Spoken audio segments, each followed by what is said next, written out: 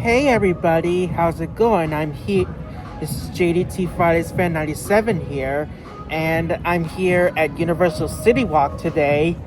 And I might because I'm going to see a movie I'm going to go see a movie, a documentary movie called To Die For, which I got a ticket reservation that I got ahead of time via AMC Stubs A-List, and the movie doesn't start until 5 o'clock. So I need to get through the video as much as possible, and I need to be back at the movie theater at the Universal Cinema AMC Cinema Theater by 4:30 to see that 5 o'clock showing, and it's windy out here. So, anyways, welcome to your JDT Fridays Fan 97 news for April 16th, 2026, here at Universal City Walk, right here.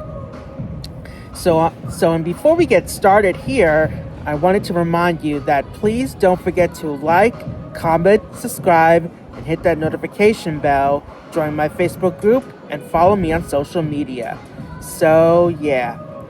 So please sit back and enjoy the video. Alright guys, I'm on Variety.com, and it says here that AMC Theaters boss Aron on supporting Paramount's deal to buy Warner Brothers and future Taylor Swift collaborations and working with Netflix. At CinemaCon, movie theater owners have come out swinging against Paramount's merger with Warner Brothers, worrying that a sale will lead to fewer films. This week, A-list stars from Ben Stiller to Javier Bardem and Kristen Stewart signed a petition opposing the sale and arguing it will lead fewer opportunities for creators, fewer jobs across the production ecosystem, higher costs, and less choice for audiences. You might think that the head of AMC, the world's largest movie chain, Aron, is ready to join them on this barricades. You would be wrong. Aron doesn't seem concerned about what David Ellison, the Skydance founder who has rolled at Paramount and then turned his eyes towards Warner Brothers, is building in Hollywood. Instead, he thinks the mogul days as a movie producer on films like Top Gun Maverick means he will be a big booster of the theatrical experience. And that's the most important thing for Aron. It is time for AMC to make known our favorable view about Paramount's desire to acquire Warner, Aron said in a statement to the press on Thursday. I greatly appreciate David Ellison's track record of success and his passion to make movies that will dazzle audiences the world over. In just a short time he had owned the Paramount Pictures. He already has begun to assemble a superb team around him and already have increasing the number of movies being greenlit at Paramount. In a wide-ranging interview with Variety last month, Aron elaborated on his appreciation for what Ellison had been building, while also touching on potential for more collaborations with Taylor Swift and the box office rebound that the movie business have been enjoying this year. I am most optimistic and most confident that I have been in 6 years. That's because finally we're going to see some real growth year over year. Exactly 6 years ago, we had to close all of our theaters because of COVID, and the domestic box office went from $11.5 billion in 2019 to $2 billion in 2020.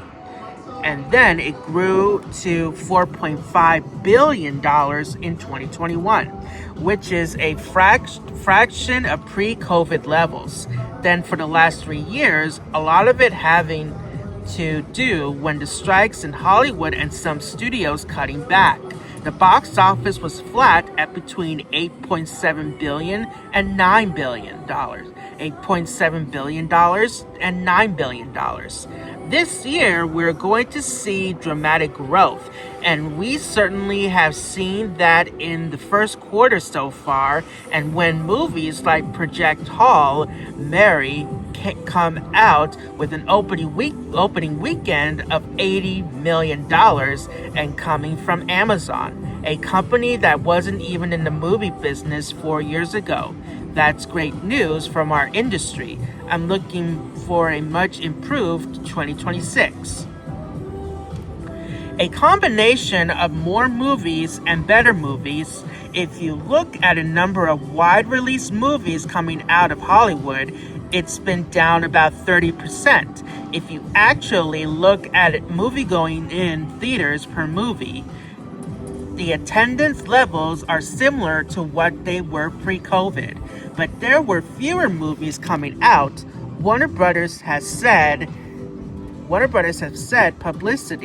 publicly that they intend to go from 11 movies last year to 15 or 16 this year.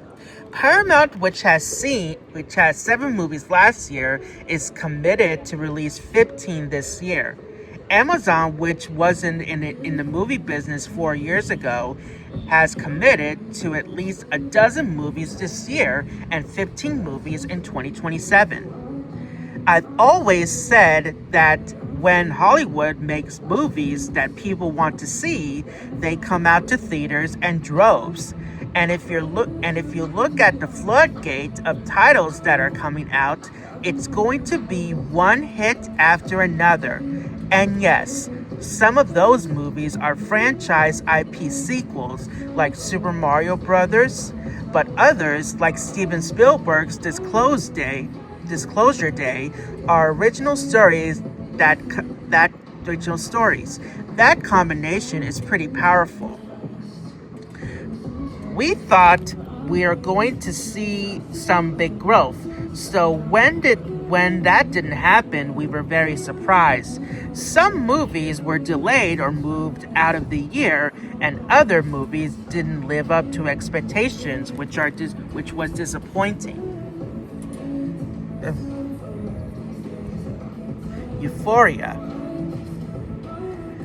Well, prior to COVID, the window was 74 days for PVOD, Premium Video on Demand, and much longer than that for SVOD, Streaming Video on Demand. And theoretically, the industry consolidated around a 45-day window, except for Universal, who was at 17 days on smaller movies and 31 on bigger movies. But that was a fiction, because studio after studio after studio, with the exception of Disney, was actually releasing movies to the home routedly at 25 to 35 days. So it had to have some effect. But we were collectively training the consumer to stay home and wait. She called out and explained her thinking, and I expressed our gratitude and administration for what she was doing. We'll make those determinations as we go. There's a lot of ways that you can get the word out. A lot of studios have started putting in their trailers, only in theaters. I think you'll see more and more of that over the remainder of 2026. Well, first, we have great respect for Warner Brothers. They have a spectacular run in 2025 with one successful movie after another. Having said that, we have a lot of affection for what David Ellison had brought to Paramount. Under the prior ownership, Paramount was only releasing about 7 movies a year. Very publicity has said he wants to take Paramount up to 15. AMC didn't make a public comment when it seemed like Netflix might purchase Warner Brothers. But I can say that we are in favor of anything that brings more movies, better movies, and well-marketed movies to theaters. We were excited by what Warner Brothers was doing on its own. We are excited, but what David Ellison had brought to Paramount, and actually over the past 4 months. We have worked more cooperatively with Netflix than we have in the past 8 years. So we'll have to see what transactions ultimately are approved by the U.S. government. But at AMC, we like the fact that people who are interested in the movie business want to make more movies. I have a lot of respect for all three of the companies that we're talking about. Warner makes great movies, David Ellison is a movie maker, and Netflix has a potential to embrace theaters much more than it has in the past. So, we'll find out together what happens. Wow. Have you ever heard of a little movie called Top Gun Maverick?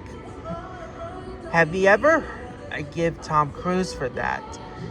Have you ever heard of the Mission Impossible franchise? Again, I think Tom Cruise is getting more credit there. They both get some credit. I'm not alone in telling Tom Cruise that post-COVID, he's the man who saved the entire movie industry with the release of Top Gun Maverick in theaters. But David also gets a lot of credit for that as well. They were Skydance movies.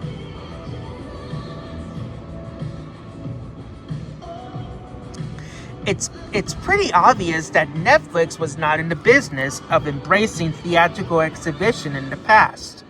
Other than for very limited runs to qualify for Oscar considerations that change in 2025, I think they see the benefits of working with us now. We have done 3 things with Netflix in the past few months, and this is a direct consequence of a meeting that we had in September, in which we announced that the 2 companies has decided to start working together. In October, we showed K-pop Demon Hunters at Halloween. On New Year's Day, we showed the series finale of Stranger Things. And just 2 weeks ago, we showed the first 2 episodes of the new season of their series, One Piece. In each case, AMC was a major driver of the tickets that were sold in theaters for these Netflix experiences. And Netflix has said publicly, and AMC has said publicly, we expect to do more in 2026 and beyond. AMC has announced that we will play Greta Gerwig's upcoming Narnia in cooperation with IMAX, but we don't want to wait until then to do more with Netflix. We would love to do more with Netflix right now. One of the most exciting developments in my entire career was AMC's collaborations with Taylor Swift. She really is one of a kind. It was an honor of a lifetime for our company to be heavily involved with Taylor. We've become very close over the past few years, and I would expect that we will stay close going forward, having said that there's no specific project that's in the works. Anyways, guys, I hope you enjoyed this edition of JDT Fridays Fan97 news for April 16th, 2026. And like I said in the beginning, please don't forget to like, comment, subscribe, and hit that bell. Join my Facebook group and follow me on social media. And so, yeah, until the next video, thanks for watching. And this is JDT Fridays Fan97 saying, this is your JDT Fridays Fan97 news. Bye, everybody.